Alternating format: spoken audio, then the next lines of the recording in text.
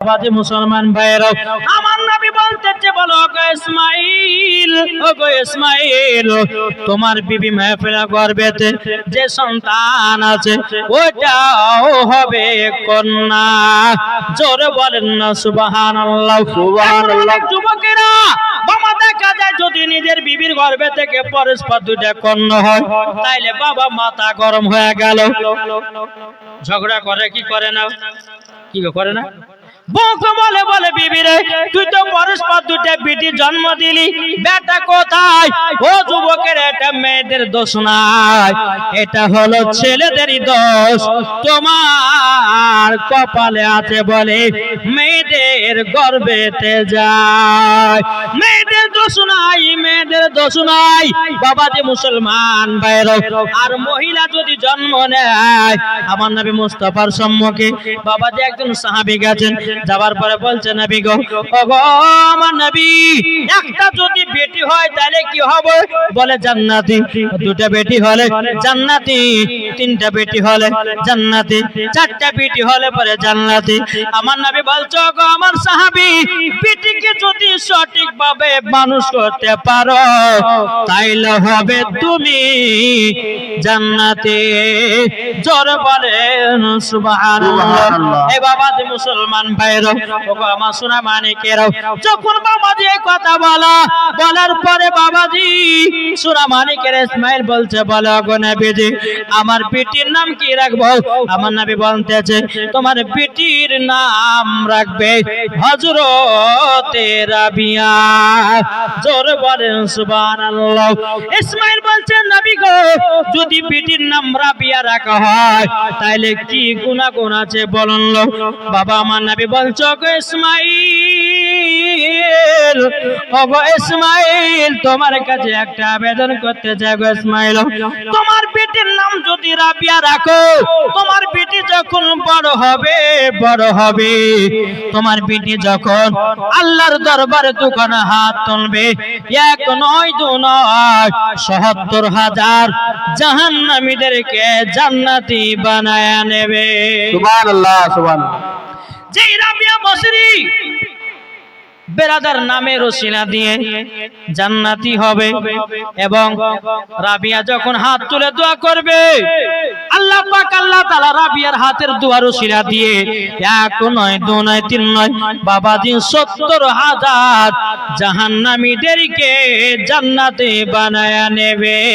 জোরে বলে সুবহানাল্লাহ, সুবহানাল্লাহ। বাবাজি মুসলমান ভাইরা, নবী যখন আপনার ইসমাইল যখন স্বপ্ন দেখলো, সকাল বেলাতে নিজের বিবি মাহফুলকে বলতেছে, গো বিবি, ও গো বিবি, তোমার কাছে একটা আবেদন করব গো বিবি, তোমার গর্ভে থেকে আরেকটা কন্যা হয়েছে।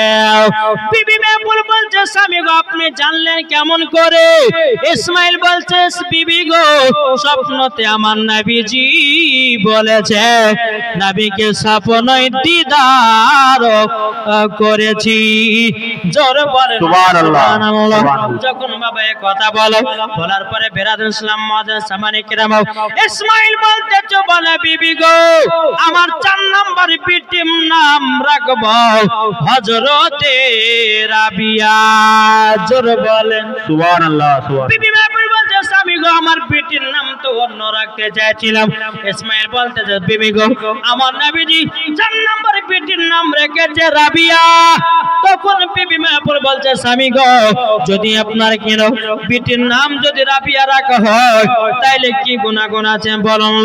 তখন বলতেছে, বিবি গো, আমার বেটির নাম যদি রাবিয়া রাখা হয়, বেটির নাম যদি রাবিয়া রাখা হয়, বড় হয়ে যখন আল্লাহ দরবার হাত তুলবে, জানো ৭০,০০০ জাহান্নামীদেরকে জান্নাতি বানায়া নেবে। সুবহানাল্লাহ, সুবহানাল্লাহ। তারই জন্য আমি নাম রাখতেছি। এদিকে বেরাদুল ইসলাম মুআজ্জিজ সামানি কিরাম, এ সোনা মানিকেরা, বিবি মাহফুল বলতেছে, বলো স্বামী গো, ও স্বামী আমার, ঠিক আছে তাই হবে, আমার বেটির নাম রাবিয়া রেখে দিলাম। জোরে বলেন না সুবহানাল্লাহ, সুবহানাল্লাহ, সুবহানাল্লাহ। মুসলমান ভাইরা, ওগো মা কালো, রাবিয়ার মতো নারী হন গো মা জননী, মরার পরে জান্নাতি হওয়া যাবে। জোরে বলেন। জোর হবে না সুবহানাল্লাহ? সুবহানাল্লাহ সুবহানাল্লাহ। রাবিয়া বসরি রহমাতুল্লাহ আলাইহি, তিনার বয়স যখন বাবা 7 বছর হলো। ক বছর? 7 বছর। 7 বছর। মা বেটি বিছানায় ঘুমিয়ে আছে, রাত্রে বেলাতে ঘুমিয়ে আছে। তিনার মা বিবি মেহফুল 12টার সময়তে উঠে ঘরের এক কোণার দিকে বসে বসে আল্লাহর ইবাদত করতেছে। জোরে বলেন সুবহানাল্লাহ সুবহানাল্লাহ। কার মা? কার মা? হযরতে রাবিয়া বসরির মা। রাবিয়া বিছানাতে উঠেছে, মাকে বিছানাতে ধরে ধরে পাই না, কোথায় যেন চলে গেছে। ঘরের কোনাগুলো দেখতেছে, মা গেল তো গেল কোথায়? রাবিয়ার বয়স তখন বাবা 7 বছর। জোরে বলেন সুবহানাল্লাহ। 7 বছর রাবিয়া বিছানা থেকে উঠে বাবা মাকে খোঁজ করতে লেগেছে। মা, মা কোথায় আছো মা? একবার দেখা দাও। মা জননী ঘরের কোণার দিকে বসে যেন আল্লাহ ইবাদত করতেছে। সুবহানাল্লাহ সুবহানাল্লাহ। আল্লাহ ইবাদত করছে। রাবিয়া বলতেছে, মা, ও মা জননী, তুমি রাত্রে বেলা কি করতেছো বলো না?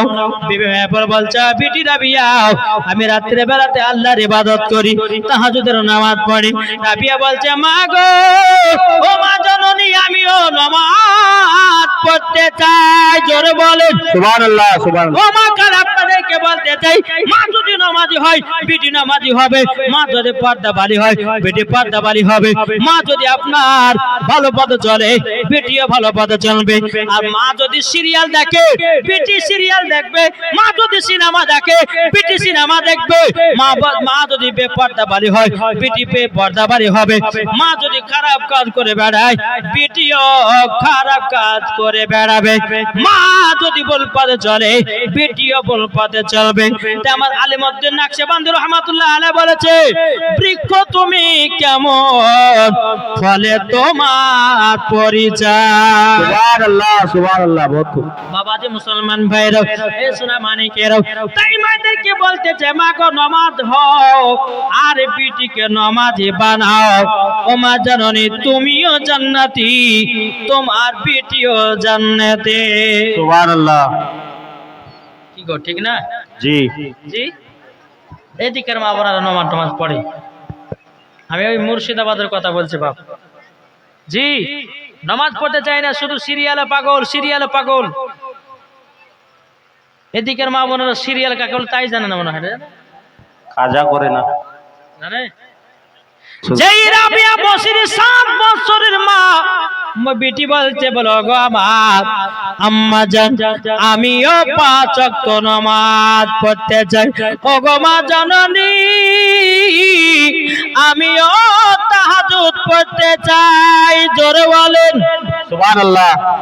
মা বলছে, বেটি গো ঠিক আছে, বেটি গো আমার বয়স যখন 7 বছর ছিল গো বেটি, আমিও 7 বছর থেকে তাহাজ্জুদের নামাজ কাজা করি নাই। তাইলে বলুন, যেই রাবিয়ার বসরির মা বলতেছে, বেটি আমি 7 বছর থেকে তাহাজ্জুদ পড়ি, তাইলে বলুন, যেই রাবিয়া বসরির মা বিবি মেহফুল 7 বছর থেকে তাহাজ্জুদের নামাজ পড়ে, কোনদিন নামাজ কাজা করে না, তাইলে বলুন গো মা, ওই মা কোনদিন তাহাজ্জুদ কাজা হবে নাকি? কি গো, হবে না। বেরাদর ইসলাম, রাবিয়া বলছে, মা আমাকে রুকু করা শিখাইয়া দাও, আমাকে সিজদা করা শিখাইয়া দাও। এদিকে বেরাদর মা যেন শিখাইয়া দিতেছে, এদিকে বিবি রাবিয়াও আপনার রাবিয়া বসরি রহমাতুল্লাহ আলাইহি মাকে বলছে, মা গো আমি কোরআন শিখতে চাই, কোরআন শিখতে চাই। যখন বাবা যে কথা বলো, বাবা বিবি মেহফুল নিজের বিটিকে 8 বছরের ভিতরে মুকাম্মাল 30 পারার হাফিজা বানায়া দিয়েছে। সুবহানাল্লাহ সুবহানাল্লাহ। আমার মা বোনেরা এরা কোরআন পড়তে জানে না, এখনকার মা বোনেরা এরা সঠিক পথে চলতে জানে না, এখনকার মা বোনেরা জীবন মাফ করতে পারে না। বেরাদর ইসলাম মাদ্রাসা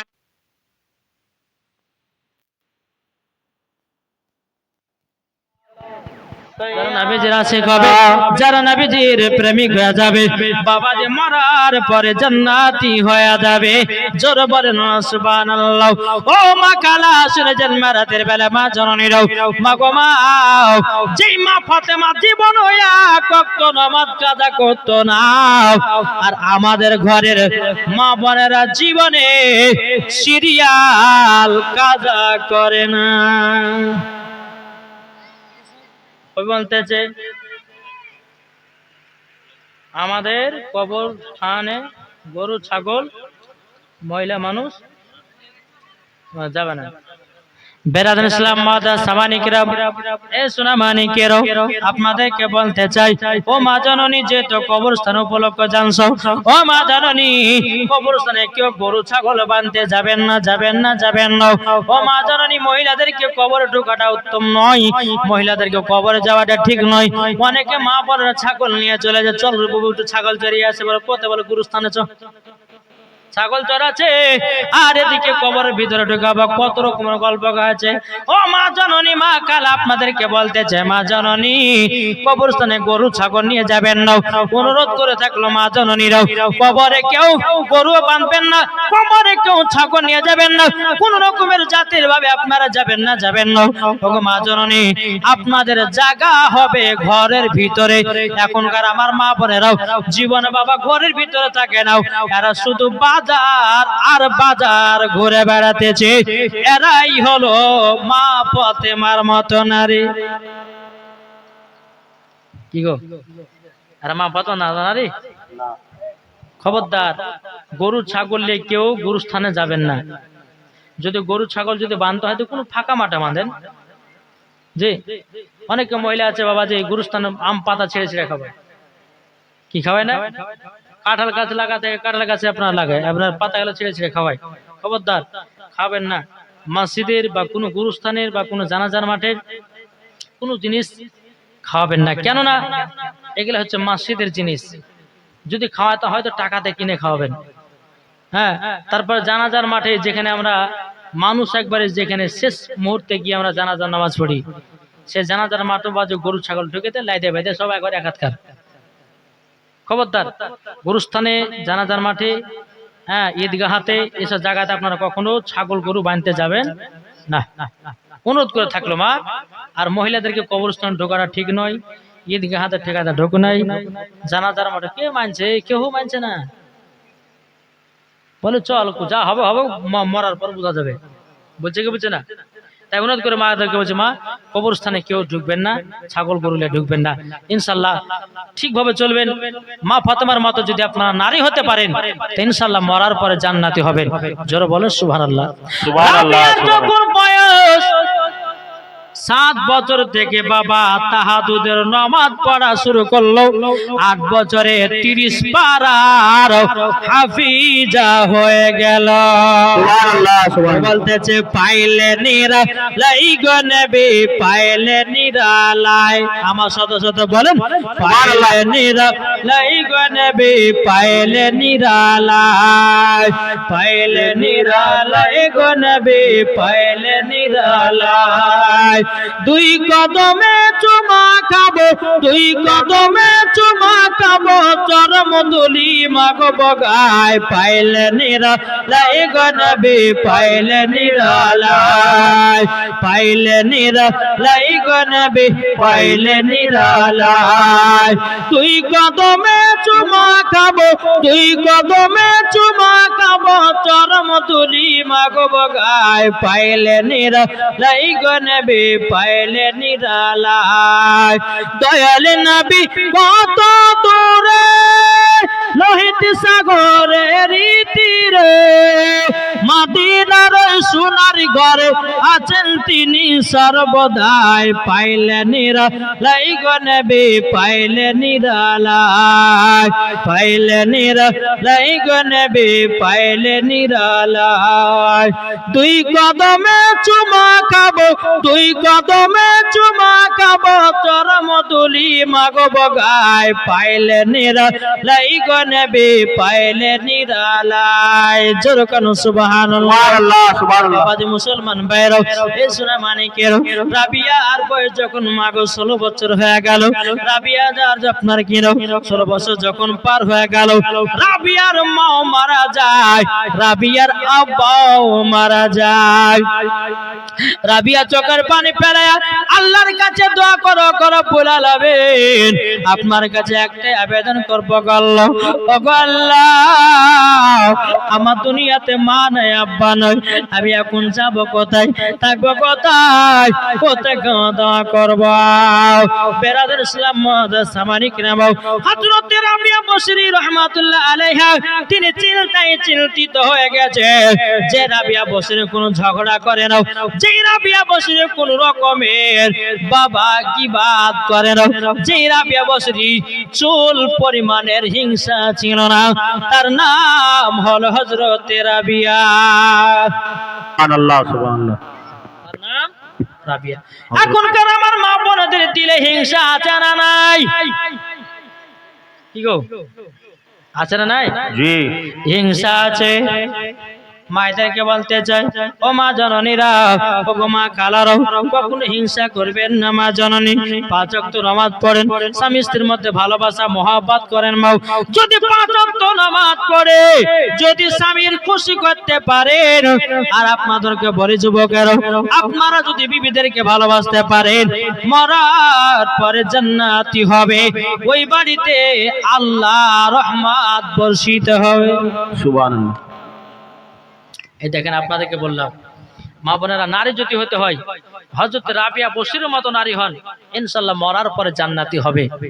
হ্যাঁ, লোক দেখানো পর্দা করো না, পর্দা যদি করতে হয় তো খাতুনা জান্নাতকে ইয়াদ করে পর্দা করো, জান্নাতি হবা। ঠিক ঠিক না? মায়েদেরকে বলতেছে, মা জননীরা, আমার কথা শুনতে হয়তো খারাপ লাগবে, কিন্তু এটাই হচ্ছে সঠিক আর এটাই হচ্ছে হক কথা। এখন হয়তো আপনাদেরকে কথা হলো কানে লাগবে না, হয়তো এই কান দিয়ে ঢুকলো আর এই কান দিয়ে বাইরে করে এখানকার জালসা এখানকার সব জিনিস শুনে দিয়ে ফেলে দিয়ে বাড়ি পালিয়ে গেল, বাড়ি গেল তো সব আর ভুলে গেল।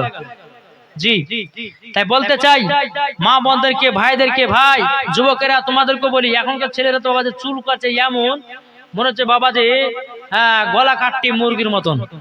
জি মাথার চুল কি ডানে চুল নাই, বামে চুল নাই, পেছনে চুল নাই, সামনে চুল নাই, সামনে বাজে 2-4টা চুল রেখেছে, এমন ভাবে চুলগুলোকে পেড়ে রেখেছে মনে হচ্ছে গরুতে জিভা দিয়ে চাটে রেখেছে। জি, ছেলেরা নাম রেখেছে বাবাজি বাটি কাট চুল কাটা, আর আমি রেখেছি বাবাজি গলা কাটটি মুরগি চুল কাটা। সে মরে লাগে না, গলা কাটটি মুরগি দেখেছে। জি, মাথাটা ফর্সা থাকে, মাথাতে একটু চাঁদে একটু চুল থাকে, আর গলাতে আপনার গোটা ফাঁকা। তো সেম বাবা ওদেরকে গলা কাটটা মুরগির মতো লাগে দেখেন। আর কিছু কিছু মহিলা বাবা যে ওই গলা কাটটা মুরগি বালাকে বিয়ে করে লাগে পাগল, বুঝে তুই আমার জানে জান, তুই আমার প্রাণের প্রাণ, তোকে না পেলে আমার জীবন হয়ে যাবে কোরবান। কি হয়েছে না কোরবান? ও মা জননী, এখনকার প্রেম মোহাব্বত ভালোবাসা সব মিথ্যা ভালোবাসা। কি গো, ঠিক না? এখনকার যুবকেরা, যুবতীরা, তোমাদেরকে বলতে চাই, প্রেম মোহাব্বত এখন নাই, শুধু বাবাজি ব্যবহার করার জন্য জান রে জান, কলিজারে কলিজা, আত্মারে আত্মা, দেহুরে দেহ, সব কথা লাগাতেছে। কি গো, হক কথা বলবো, একটু মন দিয়ে শুনেন মা আমার। আমি একটা কথা বলি যে এই কথাগুলো শোনার পর একটু আমল করেন মা। জি, অনেক যুবকেরা আছে গরিব ঘরের মেয়েকে ভালোবাসা দেখিয়ে বাবা কত রকমের মেয়েটা নষ্ট করে বাবাজি, আর বিয়ে করতে চায় না। ও গো মা জননী, সাবধান হয়ে থাকো, তোমার শরীরকে ঢেকে ঢেকে চলো, তোমার দিকে যেন কেউ খারাপ নজর না তাকাতে পারে। কেননা তুমি যখন একটা টাইট জামা পরবে, বেরাদার 5টা যুবকের অটোমেটিক মেয়েটার দিকে তাকাবে। এখন দুনিয়া নষ্টর মূল কারণ হলো কিছু কিছু মায়েদের জন্যে। এই মায়েরা যদি সঠিক পোশাক পরে রে বাবা, সঠিক পোশাক যদি পরে, দেখবেন বাবা কোন খারাপ কাজ হবে না। কি হবে? জি, তাই এখনকার বাবাজি প্রেম মোহাম্মত বলে কোনো জিনিস নাই। জি, একটুখানি বাবাজি প্রেম মোহাম্মত হয়েছে, একদিনে নাম্বার, হ্যাঁ 2 দিনে কথা, 3 দিনে বলছে পার্কে চলো, 4 দিনে বলছে চলো পালিয়ে যায়, 5 দিনে বাবা সব শেষ। বুঝতে পারছেন কিছু? গভীর যাচ্ছেন আমি বলছি না মা জননী প্রেম মোহাম্মত করা যাবে, চলবে, ভালোবাসো, ভালোবাসতে আমি মানা করব না, কিন্তু ভালোবাসার আগে সব কিছু দিয়ে দিয়ে করো না। হক কথা বলো বাবাজি। এখন বিয়ে হচ্ছে না বাবাজি, পার্কে নিয়ে গিয়ে কত রকমের কাজ চলতেছে বাবাজি, কিছু কিছু মহিলাদের লেগে দুনিয়াটা নষ্ট হতেছে, কিছু কিছু যুবকদের জন্য দুনিয়াটা নষ্ট হতেছে। আমি মায়েদেরকে বলতে চাই, ও মা জননী, মা জননী প্রেম মোহাম্মত করে বিয়ে যতক্ষণ না হবে তাকে শরীরে, আপনার শরীরে হাত লাগাতে পাবে না। কি গো, ঠিক না? জি। আর এখন বিয়ে লাগছে না, বিয়ে নাই, বিয়ে সাথে বাদ। এখন বাবাজি বিয়ে না হতে বাবাজি একটু প্রেম মোহাম্মত হচ্ছে, কি হচ্ছে না বাবাজি, এ ওকে দিয়ে বসে থাকছে, এ ওকে দিয়ে বসে থাকছে। যখন বাবাজি বিয়ের টাইম হচ্ছে কিনা, তখন এ থাকলো ঘরে পড়ে অন্য মেয়েকে সুখ সংসার করে খাচ্ছে। তো খবরদার এইরকম ধোকাতে পড়বেন না মা। জি, সঠিক পথে চলুন। আর এখনকার যে ছেলেরা মেয়েরা হয়েছে বাবাজি, যে মহিলারা বাবাজি যে বলছে না যে ওই গলা কাটটা বালাকে পছন্দ করছে, কি ঠিক না? গলা কাটটা বালাদেরকে পছন্দ করছে, মায়েদেরকে বলছে মা শোনো, ওই পাবজি বালা, ফ্রি বালা বালাকাদেরকে বিয়ে করতে চান না। যদি বিয়ে করতে চান 10 দিন বাবাজি ভালোবাসা দিবে, 10 দিন বাবাজি ঝামেলা করবে, আর তার 10 দিন পরে 1 মাসের ভিতরে আবার ডিভোর্স দিবে। কেন? কোন স্ত্রী যদি বলে যে ফ্রি ফায়ার পাবজি খেলতে তোমাকে দিব না, তাহলে পরে ওই বিবিকে বাড়িতে রাখবে? রাখবে গো? রাখবে না। তাই বলতেছে মা জননী, বিয়ে শাদী যদি করতে হয় একজন নামাজি বালাকে করো, বিয়ে যদি করতে হয় একজন রোজাদার বালাকে করো, বিয়ে যদি করতে হয় একজন আলেমকে বিয়ে করো, বিয়ে যদি করতে হয় একজন দাড়িওয়ালাকে বিয়ে করো। এখনকার মহিলারা বাবাজি দাড়িওয়ালাকে পছন্দ করে না, কি গো, ঠিক না? আর এখনকার তার জন্য যুবক ছেলেরা দাড়ি রাখাও বন্ধ করে দিয়েছে। আজকালকার মহিলারা যদি বলতো যে দাড়ি না হলে বিয়ে করবো না, তাহলে প্রত্যেকটা ইয়ং ছেলেরা দাড়ি রাখতো কি রাখতো না? জি, রাখতো। আজ এই মহিলাদের জন্য যুবকেরা দাড়ি রাখা ছেড়ে দিয়েছে। মা, এই দাড়ির গুণ যদি তুমি বুঝতা, জীবনও দাড়িওয়ালাকে ছাড়তে না। আমার নবী মুস্তাফা বলেছে, যারা দাড়ি রাখে মুখে তাদের জীবনে মরা কাল পর্যন্ত যৌবন কাল কমে না। জোরে বলে জি, কি কমে না বললাম? যৌবন কাল কমে না। আজ কেন 3 ছেলে 4 ছেলের মা ঘর থেকে বাড়িয়ে পালিয়েছে গো? কেন পালাচ্ছে? এই কিছু কিছু ভুলের দোষ থেকে পালাচ্ছে। তা আপনাদেরকে বলতে চাই, আমার নবীজি বলেছে, যুবকেরা শোনো, তোমরা যদি বিবিকে আয়ত্তে যদি রাখতে চাও, সকালবেলা তো তোমরা মধু পান করো। মধু, কি বললাম? মধু, বাসা পেটে মধু খান, কালো জিরা খান, আদা খান, শরীর একবার তাকত হয়ে থাকবে, শক্তিমান হয়ে থাকবে।